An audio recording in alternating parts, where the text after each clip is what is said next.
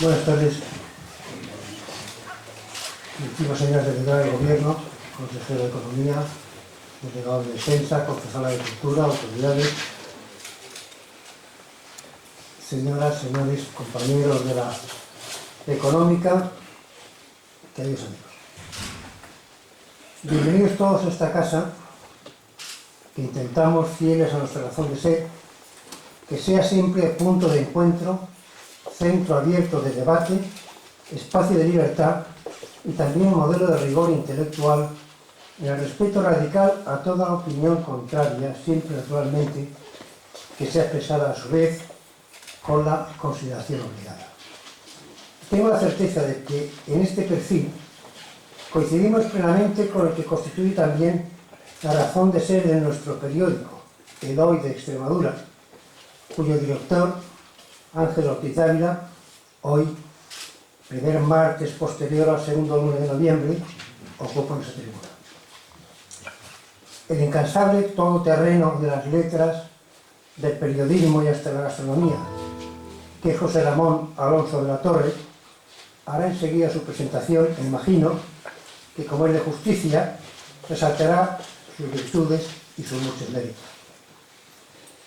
Sin embargo, previamente, yo me veo obligado a proclamar, para generar conocimiento, que este que veis aquí, de apariencia, de presencia apacible y mirada irónica, es quizá para su condenación el directo responsable de que este tamborilero que les habla lleve 7 largos años importunándoles con sus redobles y poniendo a prueba su paciencia comprobada y cruel contumacia. Pero no desesperen, no hay mal que 100 años dure, ni director que la aguante. Y viene a hablar nada menos que del periodismo y la llamada sociedad digital. Sociedad digital, ese fantasma que se agita incansable amenazando con acabar hasta con el sosiego glamuroso de nuestras bibliotecas reconvertidas en tecla y pantallazo. Y yo, mis queridos amigos, soy de la generación del palillero, de las palotes de caligrafía, de la B con la A va y la tabla de multiplicar cantada a coro. Por eso han de comprender mi sorpresa cuando entre los pliegues del nuevo gobierno he encontrado nada menos que a un ministro de Agenda Digital, en un procaz medalla droga con el turismo y con la energía. Y al leerlo, no pude evitar recordar aquel especie de ectoplasma que en tiempos de Franco se llamaba ministro sin cartera, que nunca entendimos para qué valía y que siempre desempeñó un hombre muy ilustre, Pedro Gual Villalbí, que únicamente aparecía cuando sucedía algo luctuoso, terremotos, inundaciones o cosas parecidas. Pues bien, acomplejado por mi ignorancia, entré en internet, que todo lo sabe, y lo primero que encontré fue un sesudo artículo titulado ¿Para qué sirve el Ministerio de Agenda Digital? Date, me dije, no soy el único semoviente paralizado por la sorpresa. Hoy tenemos aquí precisamente al consejero Navarro, que sabe mucho de esto y que es responsable, me parece, ¿no?, entre sus competencias de la Junta de Extremadura, también de la agenda digital. Pero es que aparte de lo modernillo que suena esto del Ministerio de Agencia Digital, y además en persona de perfil tan rompedor como el de Mariano Rajoy, no acaba yo de encontrar justificación a tal ministerio. Y sin embargo, mis carreaciones me han llevado a considerar que puede ser de vital importancia si se ocupara, que lo ignoro, de limpiar el basurero inmundo en el que se han convertido las llamadas redes sociales. Espacio de impunidad en el que se asienta toda cobardía, maledicencia, calumnia y miseria humana. Hoy día todos los ciudadanos teóricamente libres, y aún mucho más, quienes con heroísmo demostrado se atreven en este momento a desempeñar un cargo público, se encuentran inermes ante la repugnante e incomprensible impunidad en que se mueven estos personajes que, hacen cerros tapados y ocultos en falsos perfiles, se dedican con ejemplar ahínco a desprestigiar, difamar, ofender, humillar, insinuar todo tipo de disparates a cualquier persona, ciudadano o colectivo que se atreva a cruzarse en su camino. Y así algo tan esperanzador, tan importante, tan útil como son las redes sociales, se convierte día a día en un cáncer amenazante de una sociedad que quiere ser libre sin sentir la amenaza en el cogote de estos, permítame decirles, mamarrachos, miserables, a los que nadie parece ser capaz de poner coto, amparándose, no sé, sin un vacío legal o en el papanatismo de quienes tienen la obligación de brindar su protección a los ciudadanos, incluidos legisladores y funcionarios de toga y puñetas.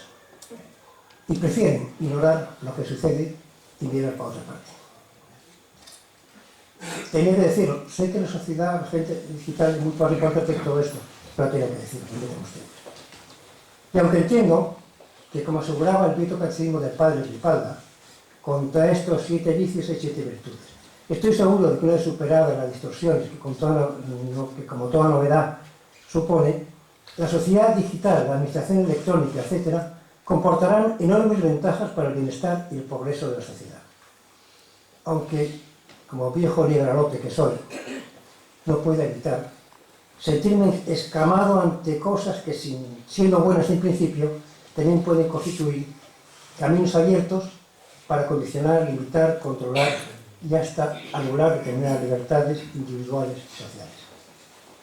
Pero en fin, como decía la vieja fábula, dicen de un sabio que un día, y en estos momentos, en los lejanos confines de la mar Océana, los ciudadanos del imperio eligen entre Guatemala y Guatepeor. O sea, señores, no estamos solos. Muchas gracias, Ángel, por aceptar tan generosamente nuestra invitación y participar en las celebraciones de nuestro bicentenario. Y muchas gracias a todos, queridos amigos, por su asistencia.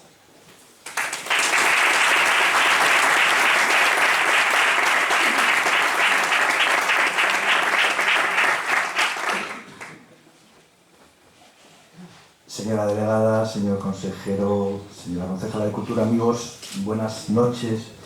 Muchas gracias a la Real Sociedad Económica de Amigos del País, muchas gracias a Alfredo y a su directiva por permitir a uno de Cáceres que participe de alguna forma del centenario de la institución privada cultural más antigua de Extremadura, cuya biblioteca conocí hace poco y realmente me emocioné viéndola.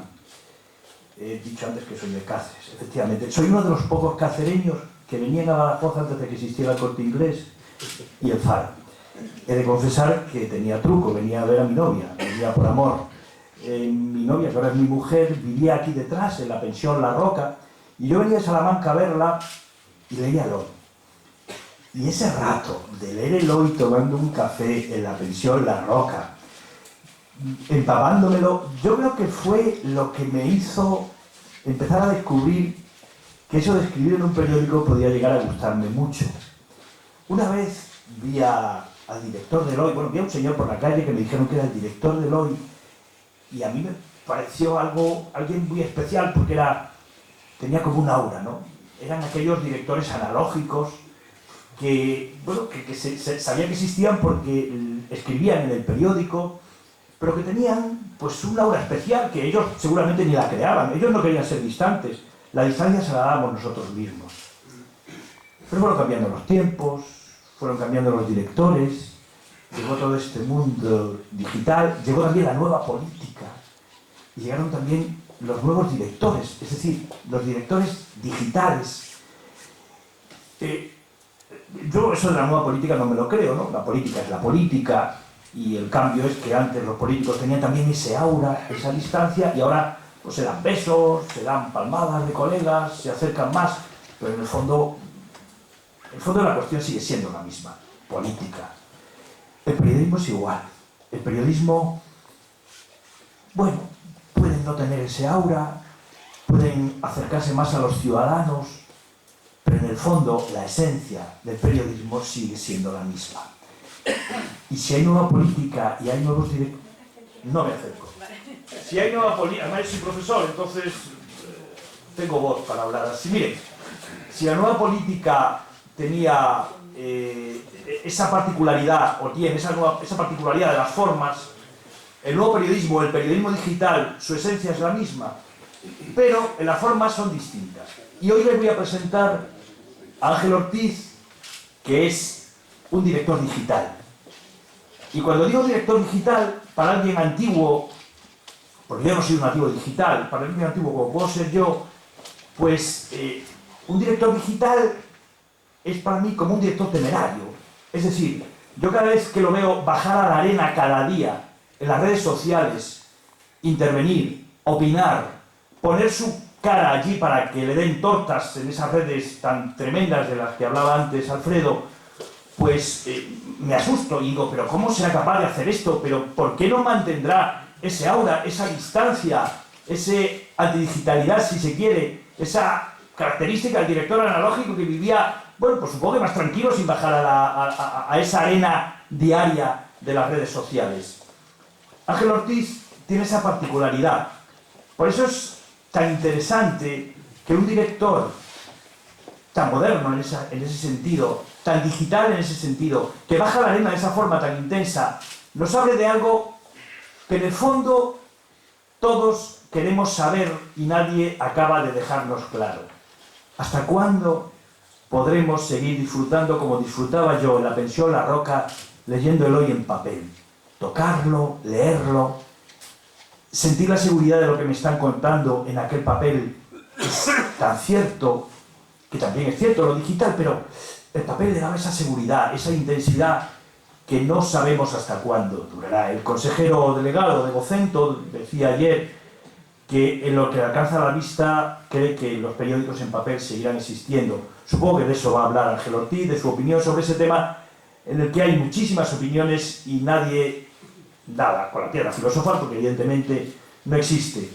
Y también pues, nos hablará de realmente si es valentía, si es una filosofía, si es una convicción, ese hábito, esa capacidad que tiene él de bajar a la arena diariamente y de estar continuamente opinando. Pero les decía antes que la nueva política, aunque cambien las formas y se den besos los diputados, el fondo es política, y el periodismo, por mucha digitalización y por muchas redes sociales, lo esencial sigue sin cambiar. Y hay algo por lo que yo puedo presentar con orgullo a mi director, y es porque escribe bien. Un director o un periodista que escribe bien tiene un problema, y es que lo nombran algo, es decir, va a ascender y va a ser o bien director, o jefe de sección, o redactor jefe, y entonces no va a poder escribir tanto, con lo cual nos vamos a perder su pluma, su capacidad de escribir. Porque Ángel Ortiz escribe, sí, sus cartas de los domingos, que están bien, pero claro, esas cartas hay que ser muy equilibrado, hay que ser muy comedido, y no tiene la libertad que tengo yo en la última página de hacer lo que me da la gana y de que si alguien se enfada, pues a mí me da lo mismo. A él también le da lo mismo, porque se le nota que le da lo mismo que se enfade quien se enfade, pero bueno, exige un mayor comedimiento y además unos temas muy de actualidad. A mí me gusta Ángel Ortiz, y por eso lo valoro tanto, de antes, de cuando no era director, de las columnas que hacía, que además yo creo que salían solo en Badajoz y no se leían mucho, pero ahí descubrí que sí tenía una capacidad de ver el mundo distinta y una capacidad de observación diferente. Una capacidad, si se quiere, analógica, pero que es la base de lo digital, la base de la modernidad y la base de todo el periodismo que ustedes quieran. Pero tiene que haber ese pozo detrás, esa capacidad de ver, de analizar, de ser riguroso y de contarlo bien. Eso sí lo tiene. A partir de ahí, en esa simbiosis entre lo analógico y lo digital, entre escribir bien, pero contarlo de una manera moderna, y además su experiencia en todas las secciones del periodismo, porque ha estado en sucesos, en deporte, en región, en el Diario de Navarra, ha llevado el diseño del periódico, el nuevo diseño del hoy, ha estado llevando la dirección de información del hoy, y luego ahora lleva director desde el año 2009, son 7 años dirigiendo el hoy, que son muchos años, porque parece que ha pasado poco, pero 7 años son muchos años dirigiendo un periódico y siendo capaz de compasarse a los tiempos. Yo desde el primer día que lo conocí, habla de diseño, habla de digitalización, habla de modernidad, habla de redes sociales. Es decir, tenemos la suerte de contar en la región con un director muy digital, con un director muy cercano, muy actual, y de hecho, bueno, esta pantalla y el hecho de que ahora nos tengamos que bajar ahí para que ustedes puedan ver lo que nos va a explicar, pues ya supone que la conferencia es distinta, que hay otro acercamiento, otra manera de ver las cosas. Desde el orgullo de que me hayan invitado, desde el orgullo de un cacereño que venía y que jamás soñó en la pensión La Roca que algún día en la misma manzana, pero al otro lado, podría presentar al director de aquel periódico que tanto le gustaba cuando tenía 19 o 20 años, desde esa emoción sentimental, le doy las gracias a todos ustedes y les dejo con esa persona en la que se reúnen los valores del periodismo de toda la vida, con la valentía del periodismo de las redes, de bajar a que te partan la cara, pero saber que eso es fundamental en el periodismo moderno. Muchas gracias, les dejo con Ángel Ortiz.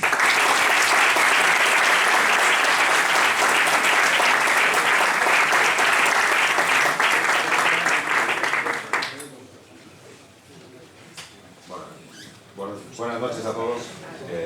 Sabía que esto iba a ser un tremendo error y a mí me quito la chaqueta porque jamás he recibido tanto halago aquí en público y menos delante de tanta gente, a muchos de los cuales os conozco personalmente y os tengo un tremendo cariño. Así que ser condescendientes. No sé si responderé a todo lo que plantea José Ramón. Yo lo que voy a intentar es un poco también vender mi libro. Cuando digo vender mi libro me refiero a... Tengo que poner aquí, hoy todo está lleno de contraseñas.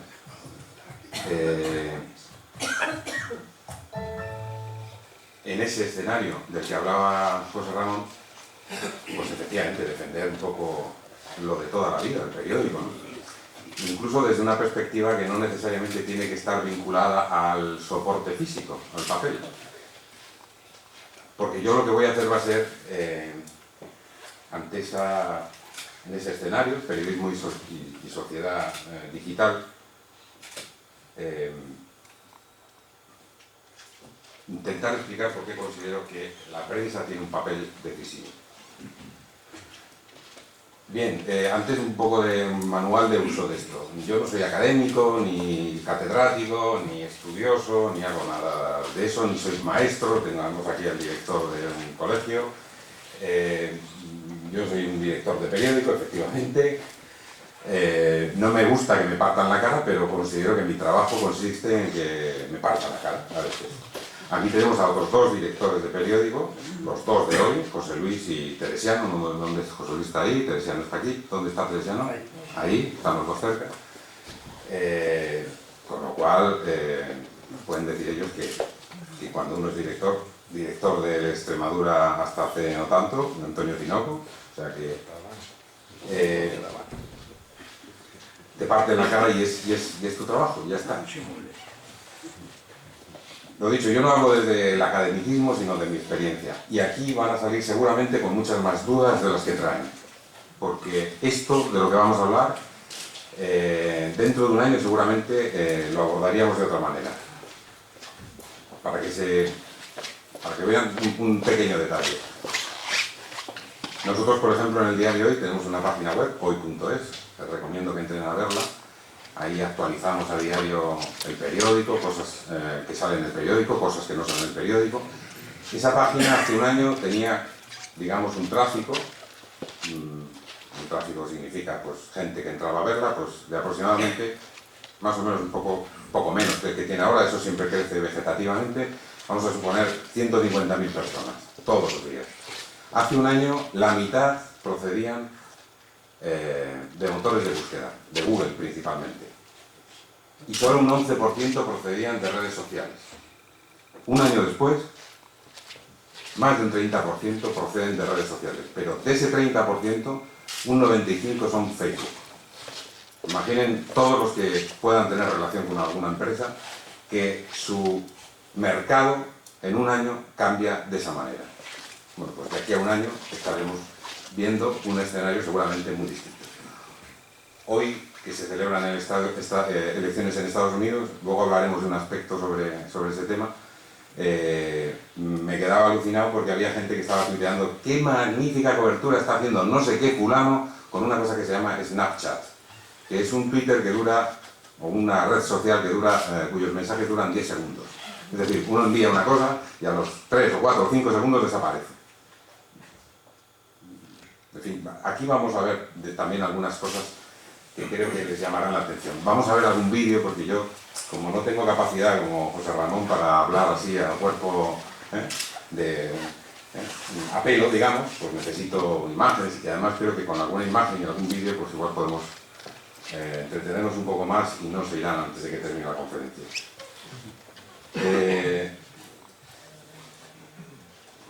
Para hacer lo que planteo, pues vamos a hacer un viaje muy sencillo. Vamos a hacer una aproximación al periodismo, vamos a hacer una pequeña aproximación a la sociedad digital, insisto, de una manera a contrazo grueso. Yo no les voy a explicar pues la definición de periodismo. No, vamos a hablar de cosas de periodismo, vamos a hablar de cosas de la sociedad digital y yo voy a intentar defender por qué la prensa es decisiva, ¿vale? Para empezar vamos a ver el primer vídeo, ¿vale? Esto es un anuncio de hace muchos años, quizá alguno lo conozca. Es un anuncio de un periódico uruguayo, ¿vale? Y habla del infierno de la prensa, de lo cual se deduce que quizá exista un paraíso, ¿vale? Habla de qué le pasa, por qué los periodistas van al infierno, ¿vale? No sé si tenemos aquí el sonido bien. Vale, vamos a ver si lo podemos ver.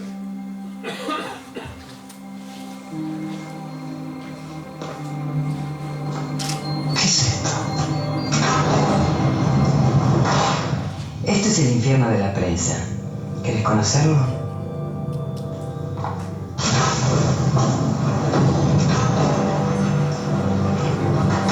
Bienvenido.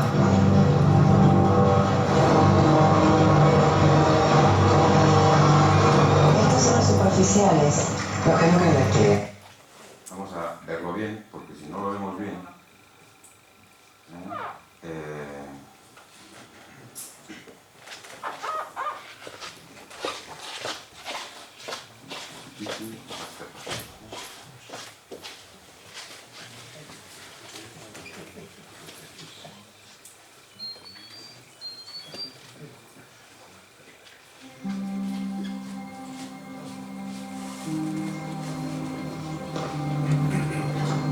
¿Qué es esto?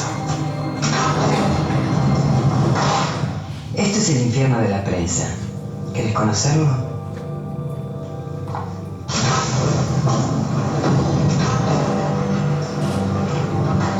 Bienvenido.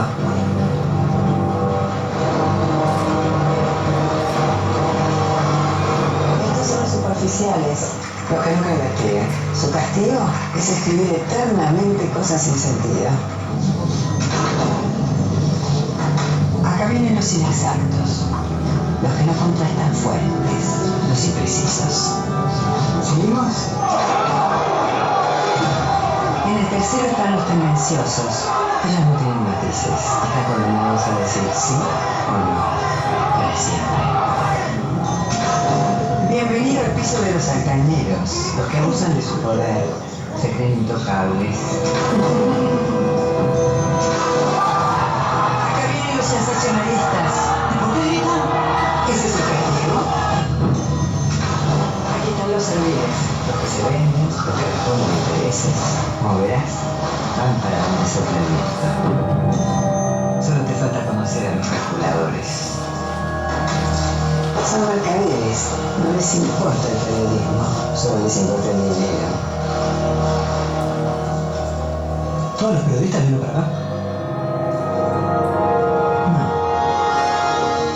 Últimas noticias es otra cosa. Guay, ¿no?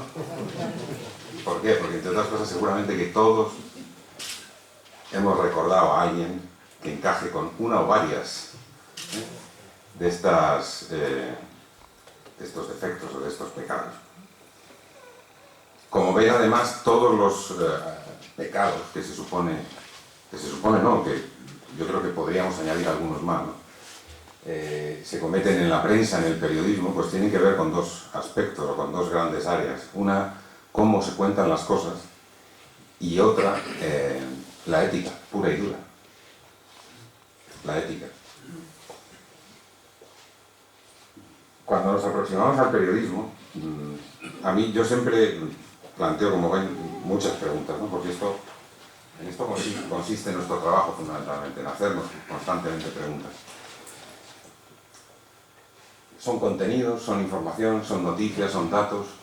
Te encuentras habitualmente con gente que no. A mí, por ejemplo, me fastidia mucho cuando digo el periodismo de los contenidos. Nosotros no hacemos contenido. Los periódicos no hacemos contenido. Hacemos periodismo. Damos noticias. No ofrecemos datos. Un listín telefónico son datos. Nosotros no ofrecemos datos. Ofrecemos información, sí. Una señal es información. Pero nosotros no solo ofrecemos información. Ofrecemos muchas más cosas, ¿no?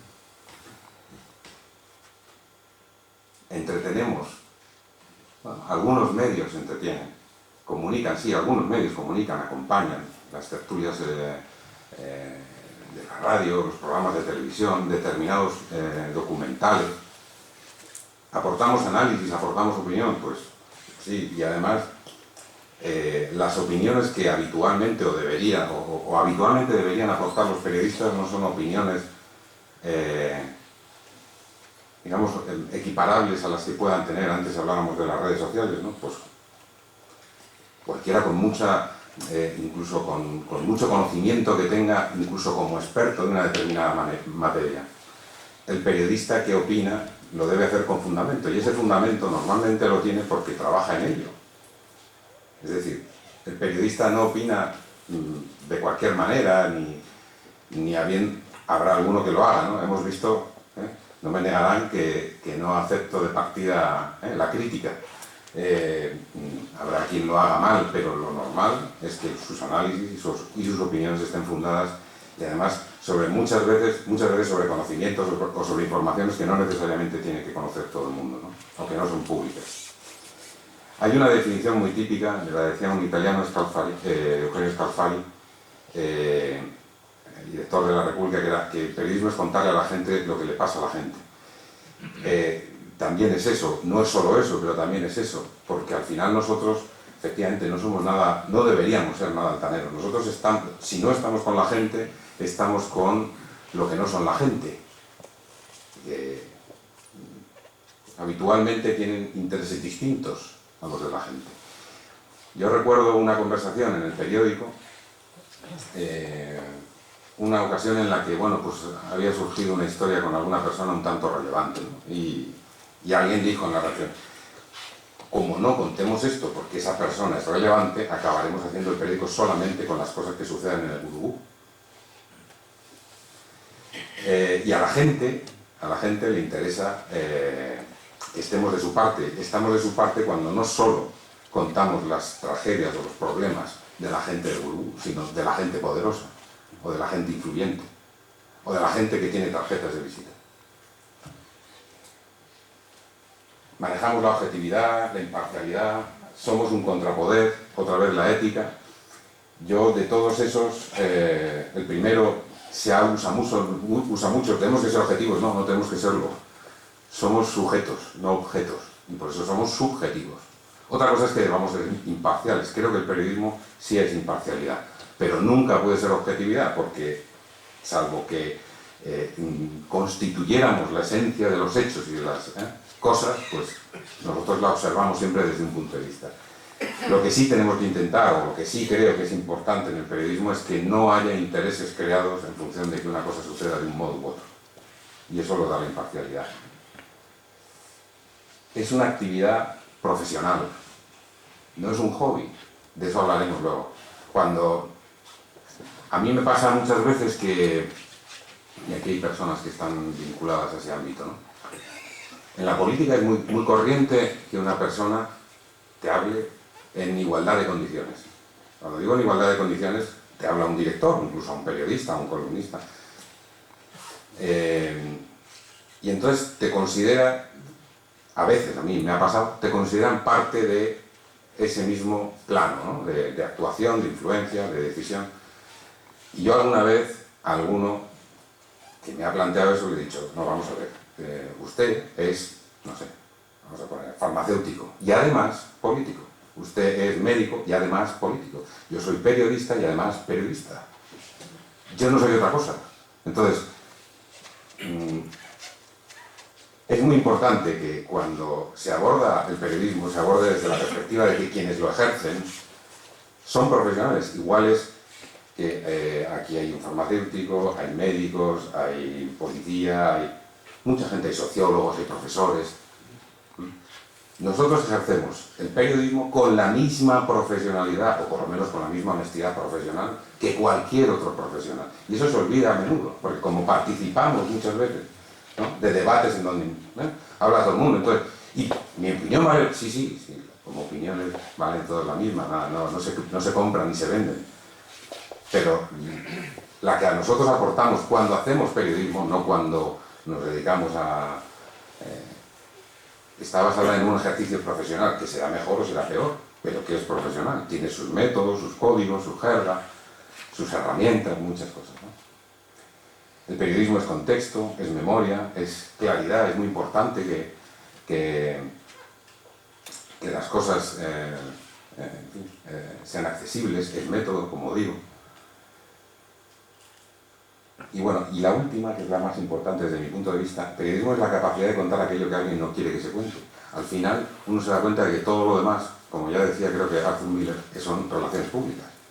Al final un periódico sirve, y alguien que está en esta sala me lo dijo una vez, una cosa como una especie de jefe de Estado.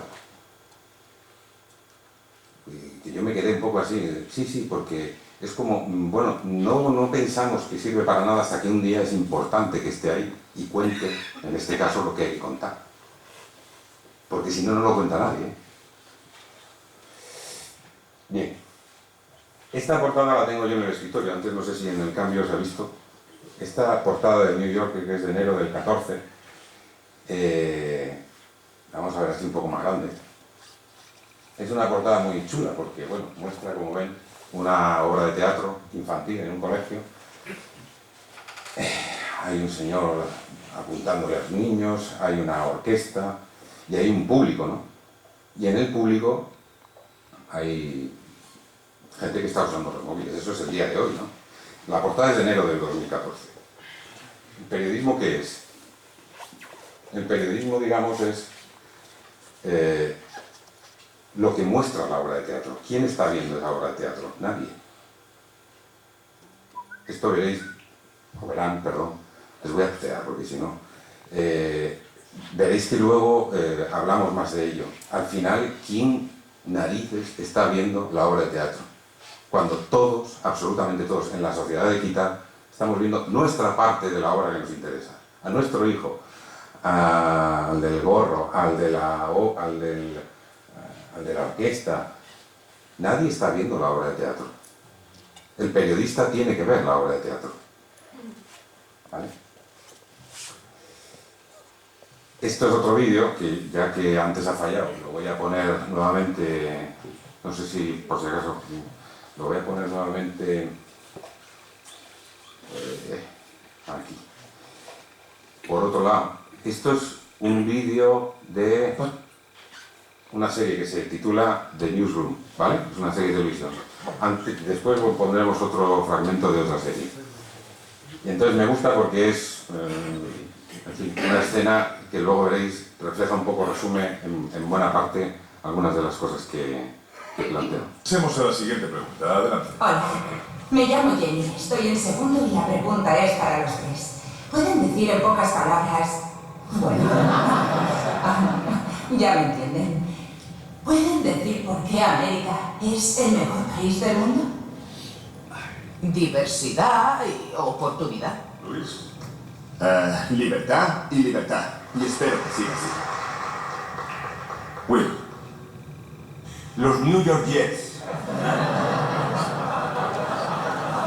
No, le pido que conteste a esto. ¿Qué hace que América sea el mejor país del mundo? Bueno, Luis y Sharon ya lo han dicho. Diversidad y oportunidad y libertad y libertad.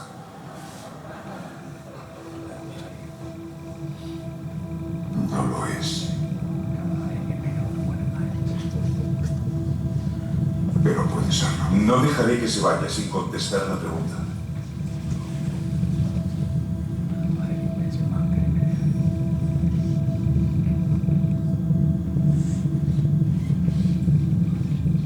Bueno, nuestra Constitución es una obra maestra. James Madison era un genio. La Declaración de Independencia es para mí lo mejor que se ha escrito en América. No le veo satisfecho. Una es un corpus legal y la otra es una declaración de guerra. Quiero que me dé un momento humano. ¿Qué hay del pueblo? ¿Por qué América No es el mejor país del mundo, profesor. Esa es mi respuesta. ¿Quiere decir? Sí. Hablemos de la... Vale, Sharon, los editores son unos pringados. Sí, hablamos de un centavo de nuestra nómina, pero te golpean con eso siempre que quieran. No cuestan dinero, cuestan votos, cuestan tiempo de radio y columnas de prensa. ¿Sabes por qué no gustan los liberales? Porque pierden. Si esos cabrones son tan listos, ¿cómo es que pierden siempre, joder? ¿Vas a decirles sin reírte a los estudiantes que América es tan maravillosa y cuajada de estrellas que somos los únicos en el mundo que tenemos libertad? Canadá tiene libertad, Japón tiene libertad. El Reino Unido, Francia, Italia, Alemania, España, Australia, Bélgica tienen libertad. Hay 207 estados soberanos en el mundo y 180 tienen libertad. Veamos. En cuanto a ti, pijilla, por si por casualidad entras en una cabina a votar, hay varias cosas que deberías saber. Y una de ellas es que no hay una sola prueba que apoye la afirmación de que somos el mejor país del mundo. Somos el 7º en alfabetización, el 22º en ciencia, el 49º en esperanza de vida, el 178 en mortalidad infantil, el 3º en ingresos por hogar, el 4º en mano de obra y el 4º en exportaciones. Somos líderes mundiales en solo 3 categorías. Número de encarcelados per cápita, número de adultos que creen que los ángeles existen, y en gastos de defensa, ya que gastamos más que los 26 siguientes juntos, 25 de los cuales son aliados. Ahora bien, de esto no tiene la culpa una universitaria de 20 años, pero pertenece sin embargo y sin duda alguna a la peor generación que haya existido jamás. Así que cuando me preguntas por qué somos el mejor país del mundo, no sé de qué coño me estás hablando. ¿De Yosemite?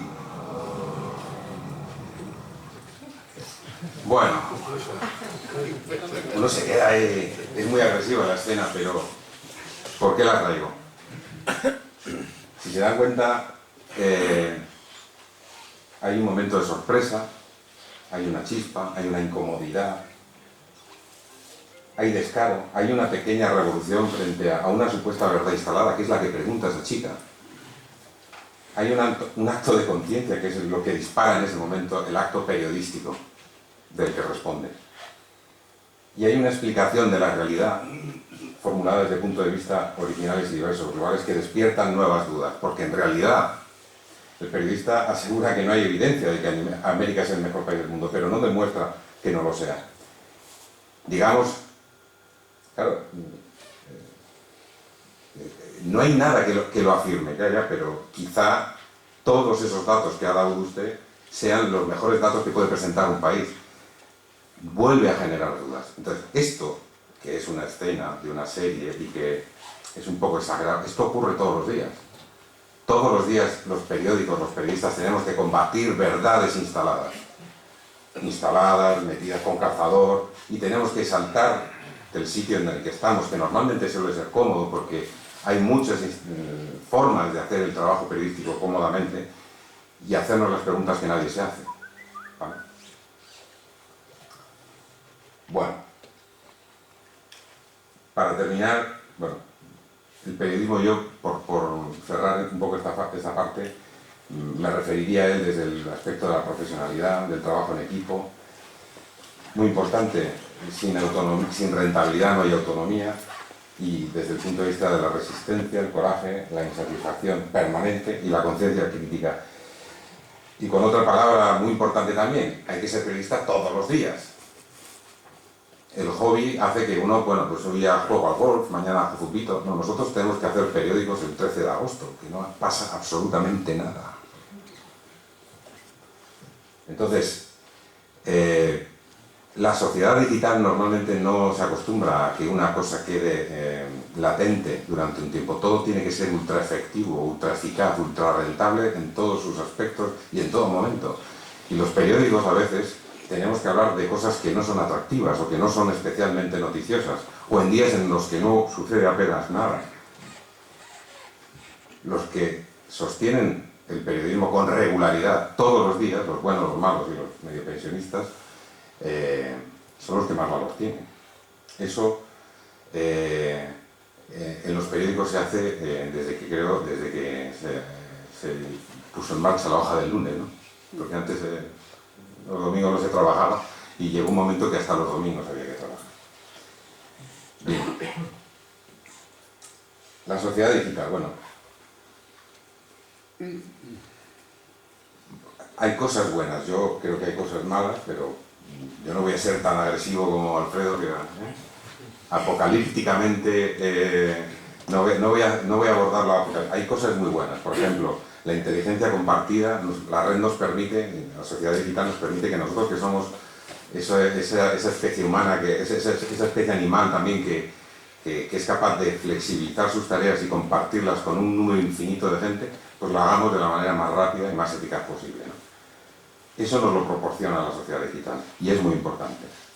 Las relaciones económicas globales también son muy importantes, algunas bien usadas, otras mal usadas, pero también la sociedad digital proporciona cosas buenas en ese terreno. Proporciona cosas buenas en las redes sociales. La gente tiene más acceso, mayor acceso, por ejemplo, al director del hoy, ¿no? Antes, pues, sería más complicado, ¿no? Antes con las cartas, que las seguimos publicando, pero hoy cualquiera me escribe por Facebook, por Twitter, por correo, por cualquier cosa, y contacta conmigo, y contacta con cualquier redactor, con cualquier periodista, y nosotros tenemos obligación de atenderlo. Demos por hecho que hay un montón de cosas buenas en la red, ¿vale? Y en la sociedad digital. También hay cosas medio regulares o medio pensionistas. Mirad, este señor se llama El Rubio, no sé si le conocéis. Sí, le conocéis, ¿no? Este señor tiene en YouTube más fans y más suscriptores que Lady Gaga y Beyoncé juntas. Este tío gana una pasta. Y ahora vais a ver haciendo qué. Porque uno dirá, bueno, y entonces es un tío espectacular, no sé, a qué se dedica, no sé, recita poemas con... Bueno, pues vamos a ver un pequeño vídeo para que veáis qué hace, por ejemplo, su último vídeo, ¿vale? Este que está, ya han visto, creo, lo subió la semana pasada y ya lo han visto 3 millones de personas, una cosa así. Va a ser poco, no lo voy a poner entero, ¿vale?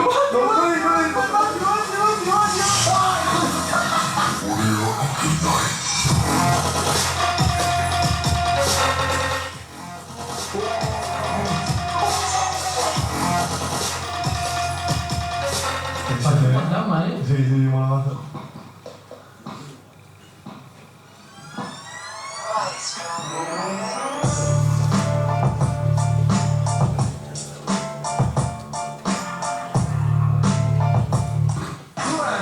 ¿Qué tal estáis? Hoy estoy aquí otra vez con Mangel. Hace mucho que no nos veíamos, Mangel. Bueno, Aquí está. todo consiste, Aquí está, lo dejamos aquí, todo consiste en que el tal Mangel en un juego, mientras él juega un videojuego, cada vez que falle le va a dar una descarga eléctrica. Pero ya veis, ¿no? Este tío en una semana ha conseguido 3 millones de visualizaciones a este vídeo, que le ha proporcionado pingües de ingresos, ¿vale? Estos son los nuevos fenómenos de masas que proporciona la red. No sé si tienen cerca algún niño. Yo tengo uno de 4 años, que es mi hijo. Y cuando se aburre mucho, alguna vez me pide, quiero ver los huevos Kinder. Y yo digo, ¿cómo? Los huevos Kinder, sí, Son unos vídeos en donde una persona va abriendo huevos Kinder y mostrando lo que hay dentro, nada más. Nada más.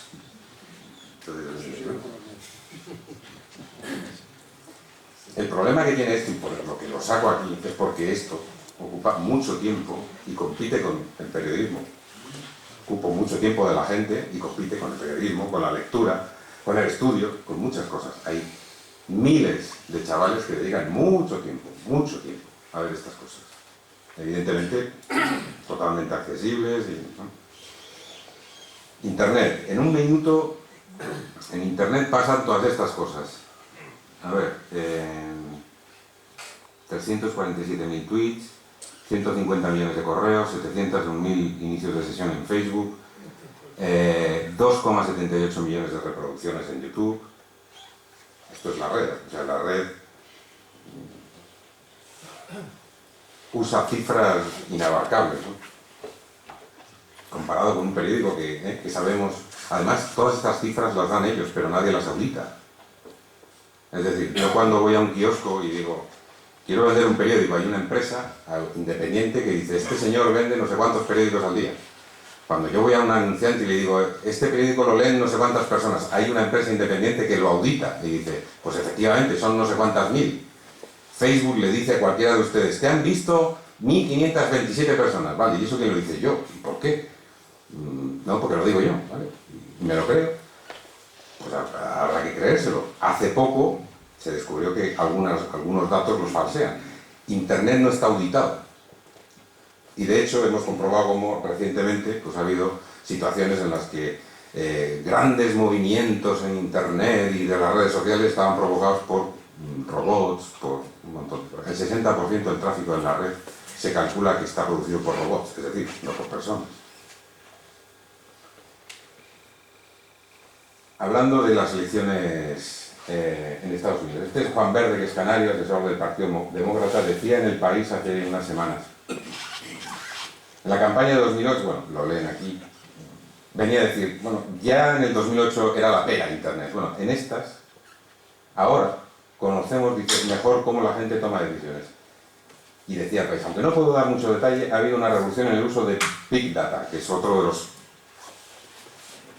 las características principales de Internet. En esta campaña, que permite saber con precisión quién es tu votante, cómo lo movilizas y a través de qué canal de comunicación. Eso no se había visto jamás. Nos permite, de la marinera, segmentar y personalizar el mensaje en función del que lo recibe. 2016 va a marcar un antes y un después en el papel de la tecnología en las campañas políticas.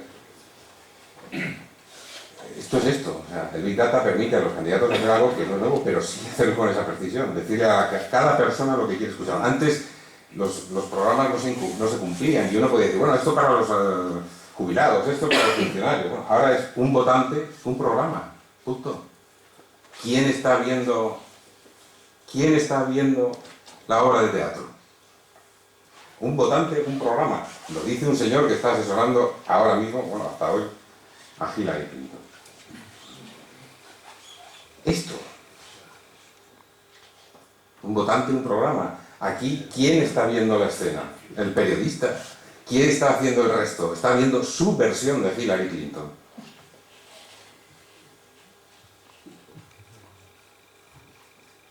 Esto es en una feria de móviles de hace un año aproximadamente. Ese es el fundador de Facebook. Mark Z no sé qué, porque no lo voy a pronunciar y me sale siempre mal. Y es el único que ve lo que pasa. El resto está viendo su versión de la realidad. ¿Y quién está ahí para contar lo que está pasando? Pues el señor que ha hecho la foto, el periodista. Esto también ocurre. Vuelvo a traer esa portada. ¿Quién está viendo la obra de teatro? Bueno, pues creo que algunos de los que la estamos viendo somos los periodistas, o tenemos que hacerlo, o tenemos la obligación de hacerlo. Voy a resumir ya un poco más rápido. El mercado digital es de ganador único. Todos recordaremos muchas marcas de coches, muchas marcas de lavadoras, muchas marcas de farmacéuticas, pero recordad, a ver, ¿cuántos me dicen más de 2 buscadores de Internet? Solamente uno, ¿no? ¿Cuántos nos dicen más de una red social de verdad, auténtica. Facebook, porque Twitter realmente, por cierto, Twitter representa menos del 2% del tráfico del hoy. Es decir, si mañana cierra Twitter, nos da igual. Mientras periodistas y políticos y analistas discutimos en Twitter, la gente vive en Facebook, ¿vale? Digo que es de ganador único porque es así. Tiendas, Amazon. Ya está. No hay más. Modos de pago, PayPal. No hay más. El mercado de Internet va a un ganador único.